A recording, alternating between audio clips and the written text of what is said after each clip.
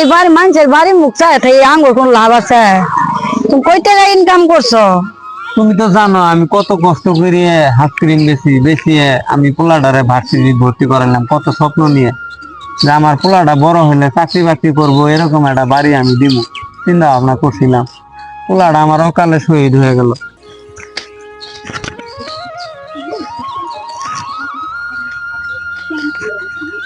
কি অবস্থা ভাই, কেমন আছেন?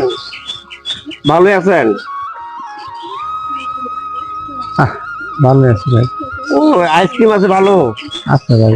আপনি তো অনেক দিন থেকে আইসক্রিম ব্যস্ত আছেন। হ্যাঁ আইসক্রিম বেশি কি করলেন? আপনার একটা পোলা আছে লেখাপড়া করাইছেন। ভাই পোলাটারে আর কইেন না, ভার্সিটি ছিলাম লেখাপড়া করতে, জনগণের লেগে মারামারি কি যে মারামারি করিয়ে শহীদ দিছে।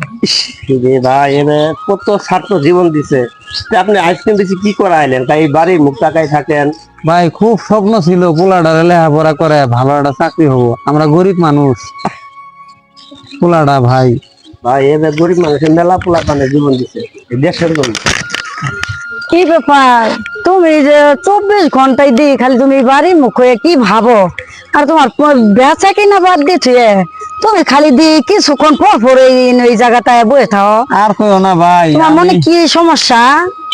আর তোমার এই বাড়ি মানুষের বাড়ির মুখ চায় তাই আঙ্গুর কোন লাভ আছে? তুমি কই টাকা ইনকাম করছো? তুমি তো জানো আমি কত কষ্ট করিয়ে হাত ক্রিম বেশি আমি পোলাডারে ভার্সিটি ভর্তি করালাম, কত স্বপ্ন নিয়ে যে আমার পোলাটা বড় হলে চাকরি বাকরি করবো, এরকম একটা বাড়ি আমি দিব চিন্তা ভাবনা করছিলাম। পোলাটা আমার অকালে শহীদ হয়ে গেল।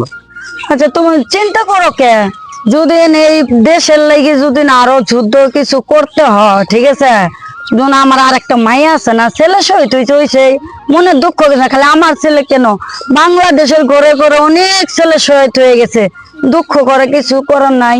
তুমি দুঃখ করো না ভাই, আমার তো আর একটা মাইয়া আছে, যদি এই দেশের লাগি জানো দিতে হয়, ওবে মেয়ে যদি আমার মেয়ে যুদ্ধ দিন এই দেশের লাগি ভবিষ্যতে যদি আরো যুদ্ধ করতে হয়, দেশ স্বাধীন করার লাগে, আমার মেয়ে আরেকটা আছে না, আমি দরকার বলে আমার মেয়ের অনেক যুদ্ধ করবার লাগি দেবো, আর শত শত মানুষের লাগি যদি জীবন দিতে হয়, শহীদ হবো আমার মেয়ের দরকার পড়লে, তাও আমার মেয়ের আমি ভবিষ্যতে আমি দাঁড় করাম।